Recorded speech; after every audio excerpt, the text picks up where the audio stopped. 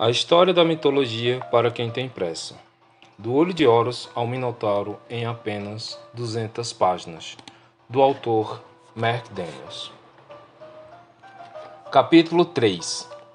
Mitologia egípcia. Quem foram os egípcios?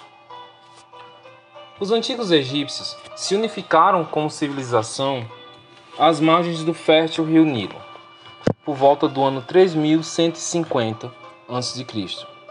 O mítico rei Meni foi encarregado de unificar quase da noite para o dia as regiões conhecidas como o Alto e o Baixo Egito.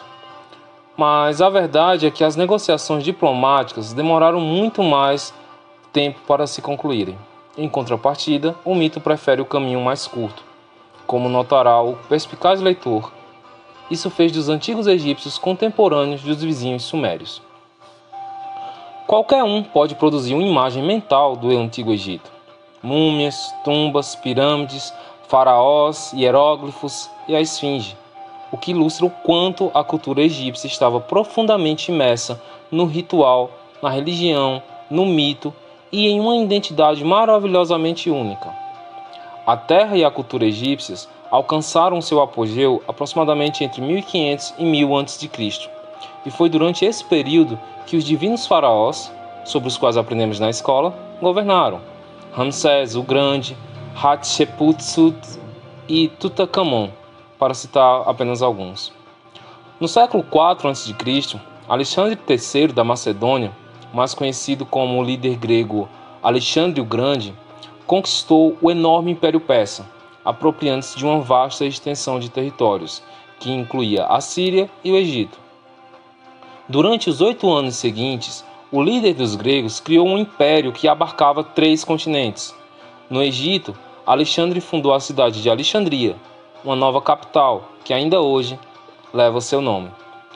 Mesmo diante de tal derrota, a religião e os mitos dos antigos egípcios não foram afetados, e seguiu-se um intenso intercâmbio filosófico e científico entre os gregos e os egípcios, sendo Alexandria declarada sede mundial de erudição. A mitologia egípcia era complexa, influenciada não apenas pela geografia do país, tendo o Nilo no seu coração e o mar, as montanhas e o deserto ao redor, mas também por sua longevidade como civilização. 18 dinastias reais consecutivas, estendendo-se pelo extraordinário período de 2500 anos, influenciaram profundamente a cultura e a atitude religiosa do Antigo Egito. Para os egípcios, os mitos eram muito mais do que apenas histórias. Embora as antigas narrativas dos deuses egípcios tivessem suas raízes em algumas certezas sobre o universo, como a passagem do Sol, da Lua e das estrelas, elas também procuravam fornecer lições de moralidade e conduta na sociedade contemporânea. A criação do universo. Há mais de um relato egípcio sobre a criação, pois, ao que parece, cada uma das diferentes regiões que compunham a civilização tentou sobrepor suas divindades locais e lendas etiológicas às antigas histórias, e por esse motivo, os nomes e detalhes variam segundo a versão. Mais tarde, os egípcios reconciliaram essa tendência com o vago reconhecimento de que a invenção de todo o universo deve ter exigido o trabalho de diversas divindades, todas elas, por coincidência, tendo decidido executar a tarefa no mesmo dia. No começo, de uma história pelo menos, nada existia, a não ser um caos, nebuloso e vazio, personificado pelo deus Num. Do vazio emergia um monte piramidal conhecido como Ben-Ben, sobre o qual o criador Atum saiu de uma flor de lótus, trazendo consigo a luz. É por essa razão que Atum também é intimamente associado ao deus Sol Ra. Atum produziu a primeira geração de deuses, ao masturbar-se no vazio e procriar Shu, deus do ar, e Tefnut, deusa da chuva e da umidade. Esses 2 deuses, por sua vez, deram origem a Geb, deus da terra, e Nut, deusa do céu, tendo o pai Shu levantado a filha para que ela pudesse se estender sobre o irmão Geb como um dossel de estrelas. Em seguida à criação da terra, do céu e do ar entre eles, Atum governou o universo egípcio como o primeiro faraó. Tendo tomado conhecimento da profecia de que a deusa do céu, Nut, daria à luz uma criança que o destronaria, Atum a proibiu de fazê-lo. Infelizmente, Nut desobedeceu a ordem e deu à luz 4 filhos: Osíris, Ísis, Set e Néftis, dos quais o primeiro cumpriu a profecia ao crescer. A ressurreição de Osíris. Osíris, que desde o nascimento estava destinado a destronar Atum e se tornar o soberano da civilização egípcia, descendia de uma família endogâmica. Ele se uniu à irmã Ísis, enquanto seu irmão Set formou uma união com a outra irmã dos dois, Néftis. No entanto, não satisfeito em se unir a apenas uma irmã, Osíris também possuiu a outra irmã e cunhada, Néftis, e dessa ligação originou-se Anubis, deus embalsamador dos mortos. Furioso com o abuso de sua confiança, enciumado, Set matou o irmão, o que veio a representar a luta constante entre a ordem e a desordem sobre o princípio de Maat. Os detalhes exatos do assassinato são registrados esparsamente, pois os egípcios davam grande valor à sua escrita hieróglifica e acreditavam que o simples ato de registrar um desejo destrutivo por escrito era o suficiente para realizá-lo. Ísis e Néftis saíram em busca do corpo de Osíris, e as lágrimas de dor de Ísis, ao procurar em vão pelo marido e irmão, deram origem à ideia de que foram elas que causaram a enchente anual do Nilo, razão porque se considera que Osíris traz vida e fertilidade à região. Com a ajuda de Anubis, o deus funerário, Ísis e Néftis recuperaram o corpo do irmão e o embalsamaram para trazê-lo de volta à vida, um costume que se repetia em relação aos mortos em todo o Antigo Egito, na esperança de impedir e até mesmo reverter a decomposição do corpo após a morte. No entanto, a ressurreição de Osíris foi apenas parcial, já que seu papel subsequente foi o de condutor dos mortos, no lugar de Anubis, sendo-lhes concedidos apenas alguns momentos de vida. Osíris aproveitou a oportunidade para procriar com sua esposa Ísis, que lhe deu um filho, Horus. O coração versus Maat. Quando o mundo foi criado por Atum, o caos e a desordem de Nun foram empurrados para além das fronteiras do universo. Em seu lugar restou um maravilhoso senso de equilíbrio, justiça e harmonia cósmica, conhecido como Maat. Esse princípio da verdade universal estava presente em todos os elementos da vida dos egípcios, embasando sua moralidade, sua compreensão da cosmologia, suas leis e sua política. A personificação de Maat era uma jovem deusa, geralmente portando uma pluma. Os egípcios acreditavam que a alma reside no coração. Quando um egípcio morria, Anubis, deus dos mortos, retirava seu coração e o colocava em uma balança, pesando contra a pluma de Maat. O resultado determinava o quão fielmente uma pessoa vivera conforme os princípios de Maat. Os corações que não alcançavam a nota exigida sofriam a segunda morte e eram consumidas pela deusa Amit, um híbrido faminto de leoa, crocodilo e hipopótamo, as mais apavorantes e agressivas criaturas que os egípcios conheciam. E seus corpos eram condenados a uma eternidade no submundo, conhecido como Duat. Aqueles cujos corações se equilibravam na balança com a pluma de Maat tinham um destino bem mais agradável à frente.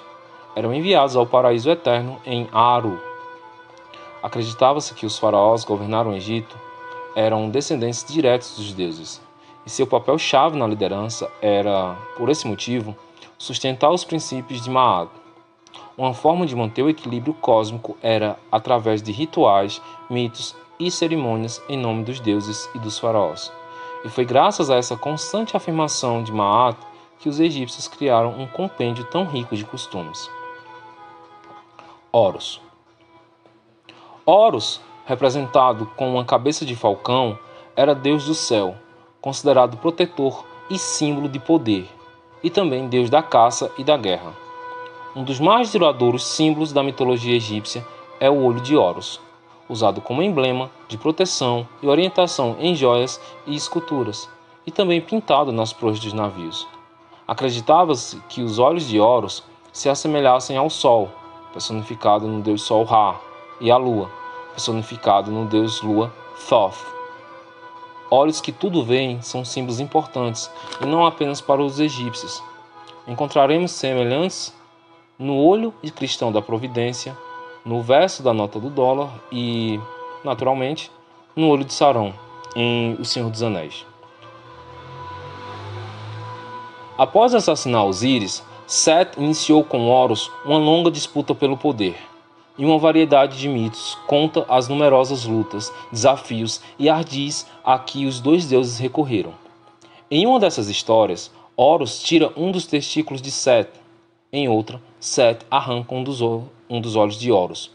Em um terceiro mito, Seth tenta engravidar Horus com sua, abre aspas, semente, fecha aspas, considerada pelos egípcios um veneno poderoso e um degradante abuso de poder. Horus consegue pegar o sêmen e atirá-lo no rio, e se vinga plantando o próprio sêmen em uma folha de alface, que, em seguida, Seth come, o que provoca sua derrota. Apesar da natureza violenta dessas histórias, elas cumpriam um papel alegórico. Seth é geralmente considerado o deus do Alto Egito, a região da foz do Nilo, e Horus, o deus do Baixo Egito, a região do Delta. E seu conflito representa não apenas a luta entre a ordem e a desordem para manter o princípio fundamental de Ma'at, como também a unificação dessas duas regiões no fim do quarto milênio a.C., em um só país. O Baixo Egito, que inclui o fértil delta do Nilo e hoje as cidades do Cairo e de Alexandria, dominava o Alto Egito quando as duas regiões se fundiram, e atribuiu-se à remoção de um dos testículos de Seth o fato de a região do Alto Egito ter permanecido um deserto seco e estéril. A retirada e posterior devolução do olho esquerdo de Horus, associado à Lua, explicam por que o céu da noite fica escuro uma vez por mês antes de a Lua retornar à sua órbita visível. As maravilhas do mundo antigo. A estrutura em forma de pirâmide mais antiga que ainda sobrevive data de aproximadamente 2600 a.C. E o Antigo Egito parece estar literalmente lotado de tais construções, pois mais de 100 foram descobertas até hoje por arqueólogos. Os faraós egípcios eram considerados descendentes diretos dos deuses, e até mesmo de Horus em sua forma humana, e como tal, recebiam a devida pompa e cerimonial após a morte. Seus corpos eram embalsamados na crença de que isso reverteria o processo de decomposição, e eles eram enterrados no interior de pirâmides de pedra. O formato das estruturas apresentavam degraus em direção aos céus, e as pedras eram originariamente revestidas de calcário polido, que lhes conferia um brilho intenso que devia ser deslumbrante. Dizia-se que o formato imitava o do Ben-Ben, o molde original do universo egípcio, do qual tudo mais fora criado. Em algumas pirâmides, os corpos eram encerrados abaixo do nível do solo com todos os tipos de riqueza.